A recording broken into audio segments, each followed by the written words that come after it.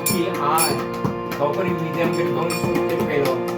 আর কি বলো, এবার বাজে না বাজে না, ওরে বাজে না বাজে না,